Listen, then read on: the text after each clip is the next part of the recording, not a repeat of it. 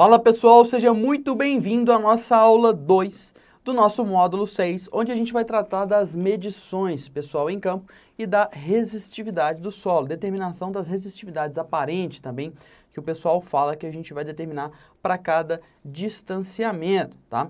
Aqui, pessoal, a gente vai entender quais são os critérios de medição que a gente deve seguir, os cuidados que a gente deve tomar durante a medição e como que a gente vai tratar os dados após a medição ou até mesmo durante a medição, tá, pessoal?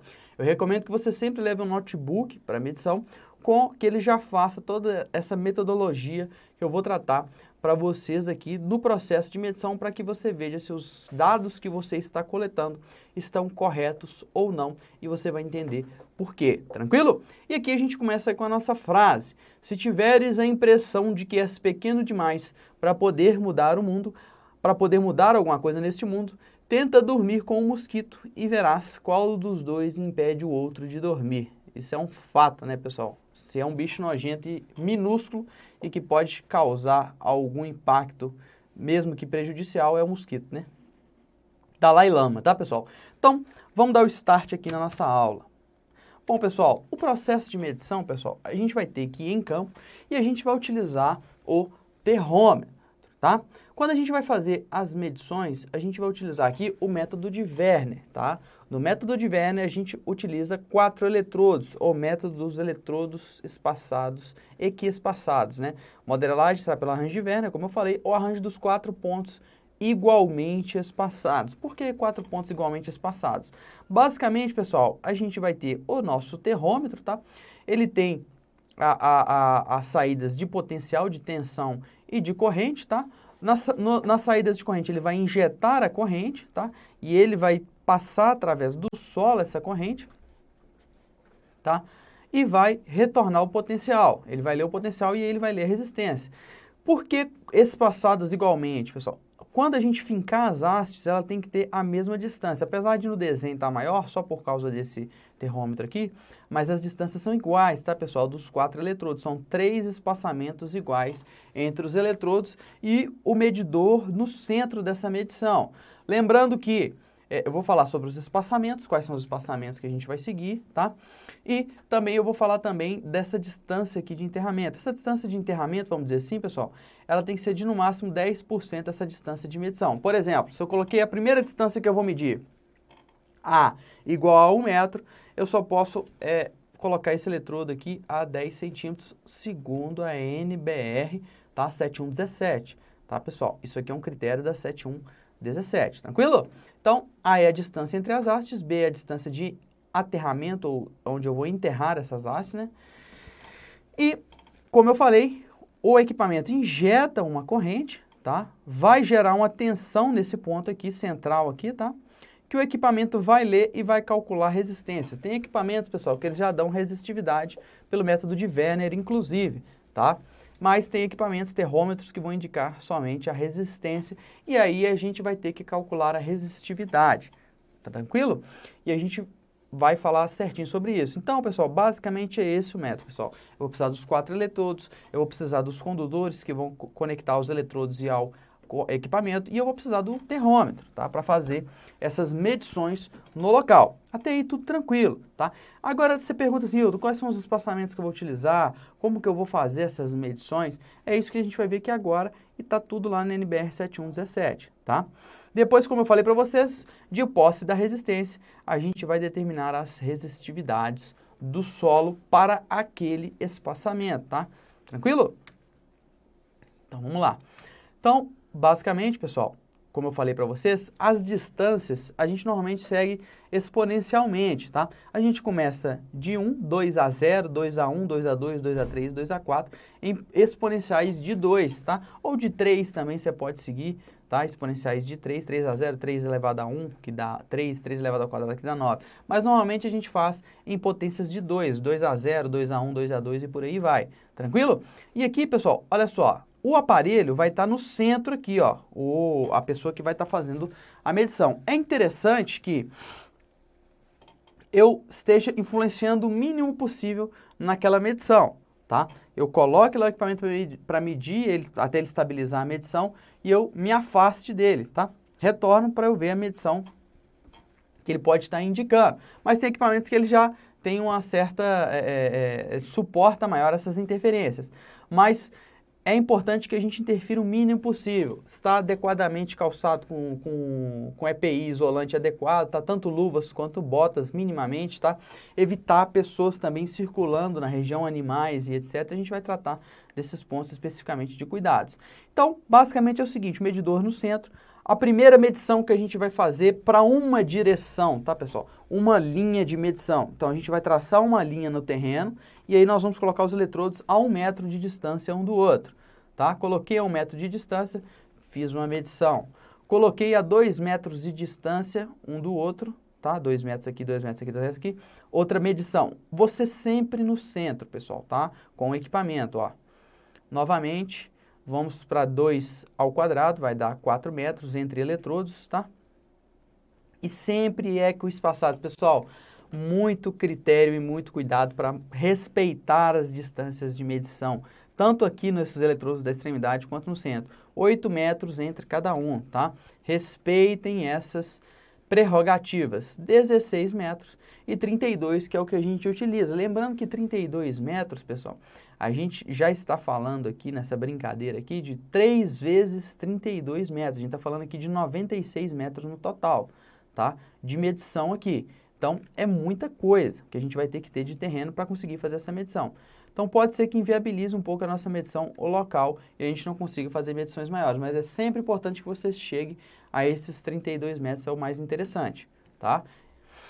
E com relação às direções, se a gente está num terreno, pessoal, a NBR 7117 define qual, a depender do tamanho do terreno, onde vai ser a subestação, a área da subestação, a gente define a quantidade de direções de medições. Bom, vamos tratar disso aqui, depois eu vou falar com relação a algumas observações e recomendações. As medições devem ser feitas em um período seco, muito importante. Choveu, pessoal, não faça medição porque vai roubar, vai dar melhor, tá? As medições, tá? Quanto maior a umidade do solo, melhor é a resistividade dele. Então você vai estar dimensionando uma malha para um solo que é daquele jeito só quando choveu, tá? A gente tem que dimensionar a malha para pior condição, de solo seco. Então, choveu, aguarda pelo menos aí um tempo aí de uns 15 dias para poder o solo secar legal, tá? Com o sol rachando ali, uma semana, sol rachando, para secar bem o solo, pessoal, porque senão você não vai ter condições de fazer uma medição confiável, porque a gente tem que fazer na pior condição essa medição para que a gente dimensione a malha na pior condição do ano, tá? Para aquele solo. Local já terraplanado, pessoal, depois que já foi feita a compactação do solo, muito importante isso.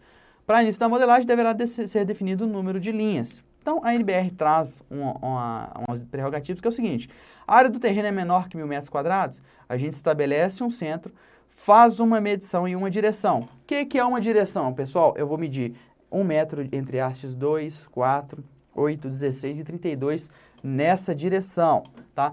O medidor aqui no meio ainda, depois nessa direção aqui perpendicular, menor que 1.000 metros quadrados.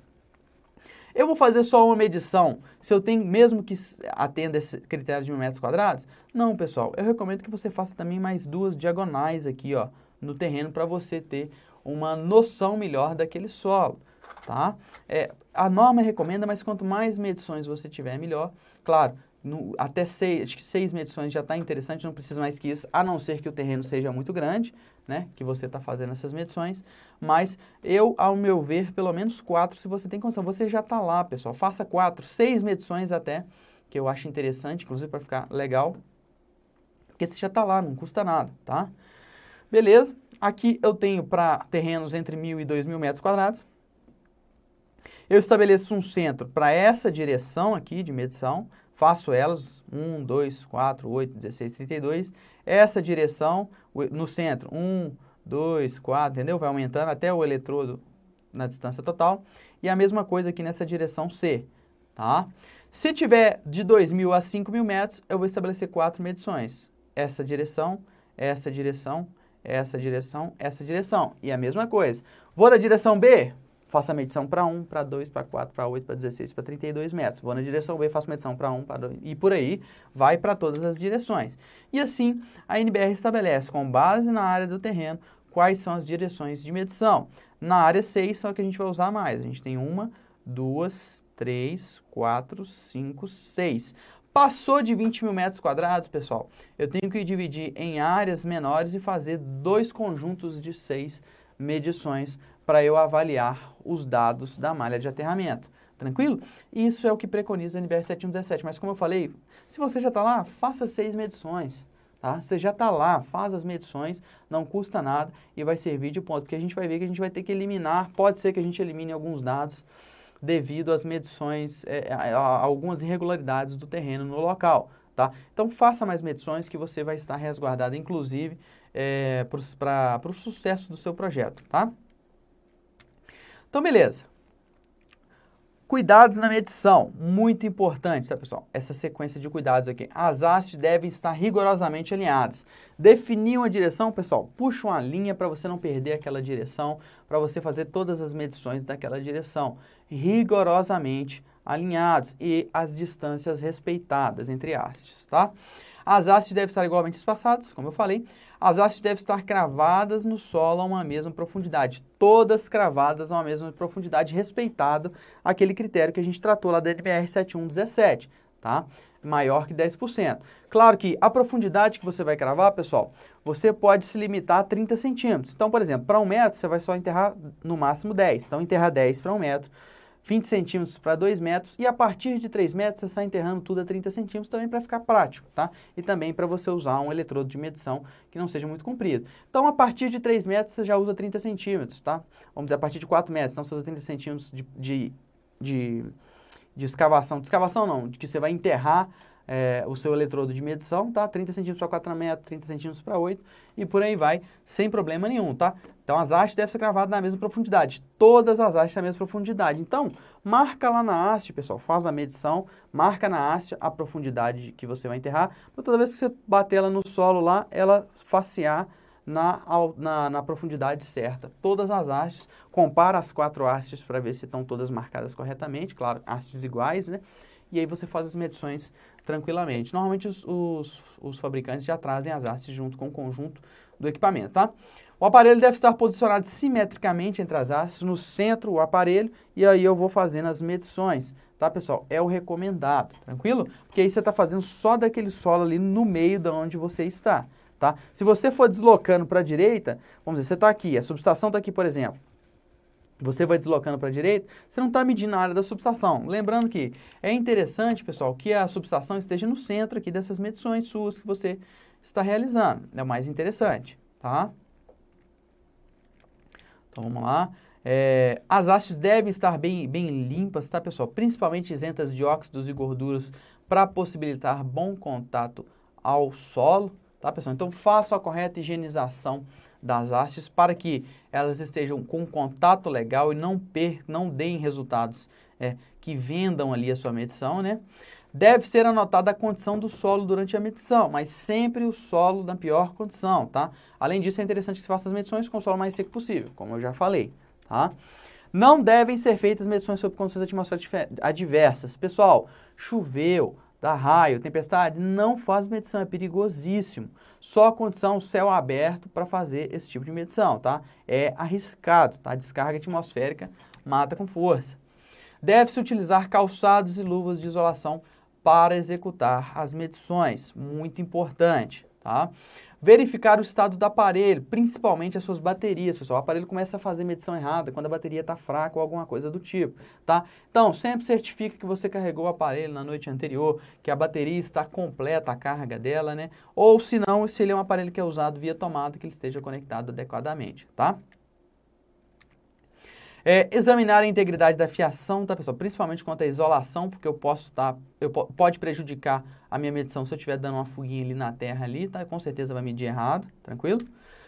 Contato também, tá? Contato com a haste, tá? Contato com o equipamento, se o contato tá legal. Então, também sempre meça a continuidade desse condutor, tá? Porque às vezes ele pode ter rompido ali dentro disso, você não tá vendo, e a isolação ainda preservou, tá? Não tocar nos eletrodos durante a medição. Muito importante, mesmo que você esteja de luva isolante, etc. Não tocar neles, tá? Diâmetro da haste inferior a 10% do comprimento que você está usando. Normalmente a haste é bem fina, isso vai atender, mas é uma coisa que tem que tomar cuidado. Às vezes você está pegando uma caramba de uma haste lá e não vai atender isso e tem que atender, tá?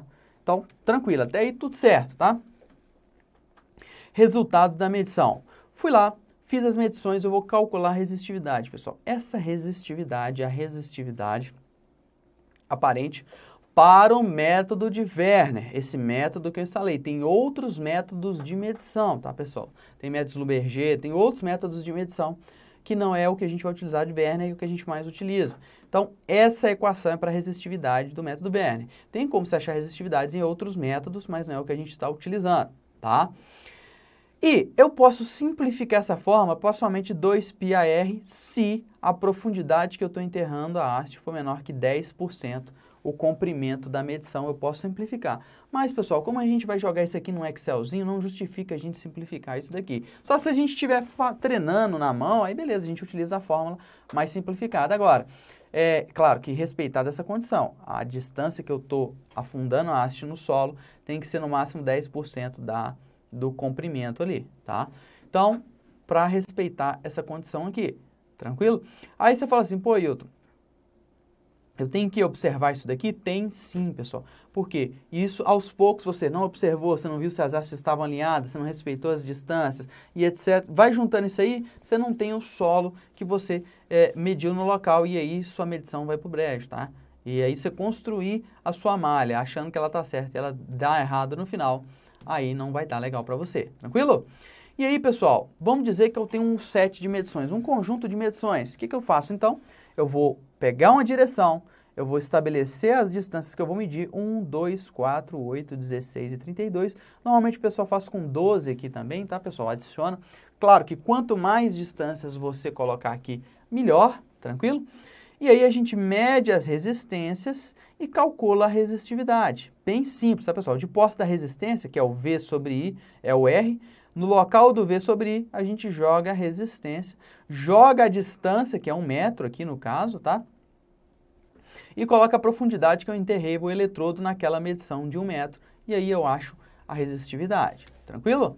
Para outra direção 2, faço a mesma coisa, calculo a resistividade para cada distância que eu medi aqui, ó. Eu medi a resistência de 21,7, deu uma resistividade aparente de 136,35. O pessoal chama de resistividade aparente essa etapa, chama de resistividade aparente a etapa quando a gente vai dimensionar com a malha. Então, pessoal, pode dizer muitas coisas, tá?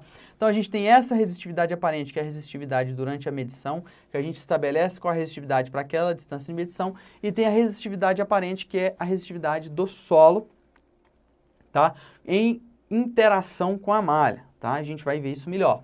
Então, pessoal, fiz as medições, calculo a resistividade. Se medir, joguei na tabela, calculei a resistividade, tá? Até aí bem simples. Equação completa, recomendo que você use. Excel é 2 palitos, tá? Essa daqui é simplificada, não uso ela normalmente, tá? Beleza, então vamos para um exemplo aqui, tá? Vamos dizer que eu tenho um conjunto de medições aqui para eu fazer, tá? Eu fui lá no campo, fiz as medições, 2, 4, 6, 8, 16, 32. Eu medi 5 direções lá no campo, ó, deu essas resistividades aqui, ó. Já calculei já medi a resistência e já calculei a resistividade. Deu essas resistividades aqui, ó, para a direção 1, para cada distância que vocês estão vendo, direção 2, direção 3, 4, 5. Calculei, beleza.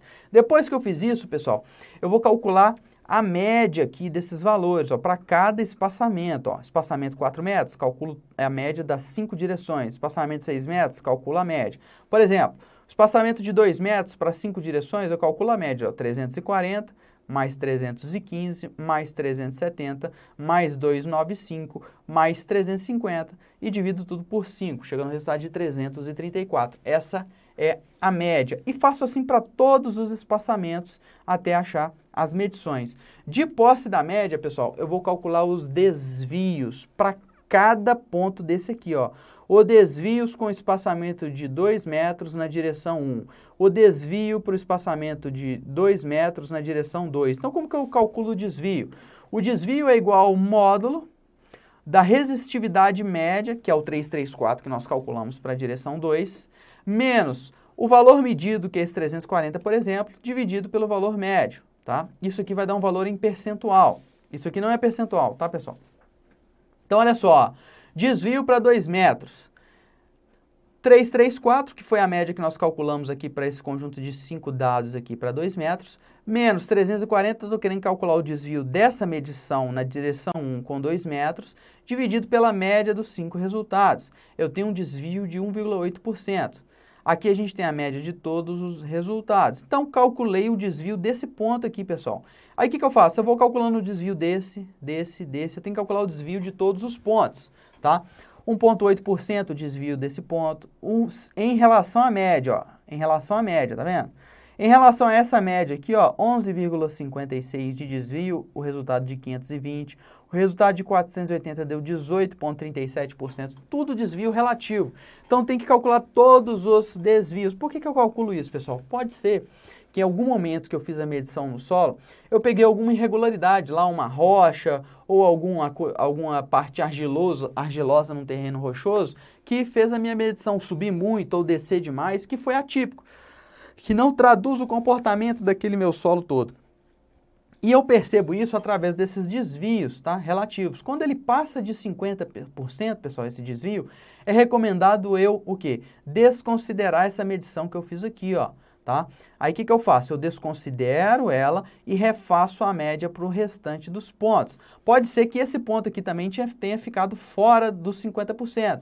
Aí eu desconsidero esses dois pontos e faço média com 520, 550 e 490, por exemplo. Tá? Então o que eu faço aqui? Refaço as médias. Aqui deu, ó, direção 3, 4 metros, deu um desvio de 53, então eu desconsidero esses 900, faço a média, 520 mais 480, mais 550 mais 490 e divido por 4 agora, né? E aí vai dar os 510. Então eu refaço a média tirando esse ponto e aí eu chego em uma nova média, pessoal.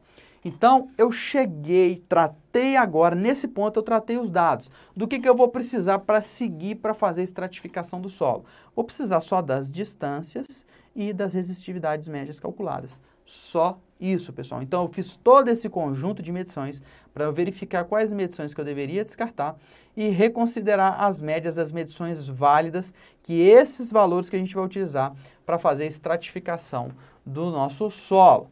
Tranquilo? Então, pessoal, essas medições é basicamente isso. A gente vai no local. É importante que a gente já leve uma planilha, que já faça isso daqui, ó, que eu já estabeleça essas direções, faça as medições e lá no local mesmo eu vejo se as medições fugiram do desvio relativo. Se fugiu, refaça a medição, tá? Pode ser algum erro que você fez lá. É muito importante também eu calcular os desvios, pessoal, porque pode ser que em algum momento a bateria do equipamento deu uma riadazinha, eu não percebi. Pode ser que eu esqueci de conectar um eletrodo, eu conectei mal conectado, o isolamento dele arrebentou, entendeu? Então, todos aqueles conjuntos de recomendações de segurança, se você viu que deu errado algum ponto de medição, refaça aquela medição.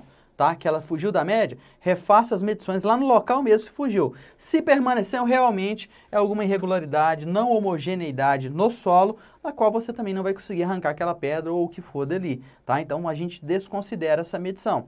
Viu por que é importante a gente fazer muitas medições? Porque pode ser que a gente tenha que desconsiderar muitas dessas medições, tá, pessoal? O que, se a gente não tem um conjunto interessante de dados, a gente pode invalidar, né, a medição e aquele dado não ser um dado confiável. Então, faça medições, você já está lá, faça bastantes medições, respeitando as direções, para que você tenha os dados confiáveis para você fazer a estratificação do seu solo. Então, pessoal, nessa etapa é só isso de medição e resistividade. Então, vamos lá, fazemos as medições, pegamos as resistências, calcula-se as resistividades pela fórmula completa, analisa os desvios relativos, descarta os dados que estão com desvios superiores a 50% e chega à média final dos resultados com dados válidos. Então, a gente vai utilizar essas distâncias e essas resistividades médias calculadas, beleza? E aqui a gente acaba essa etapa e a gente vai agora para a nossa próxima aula.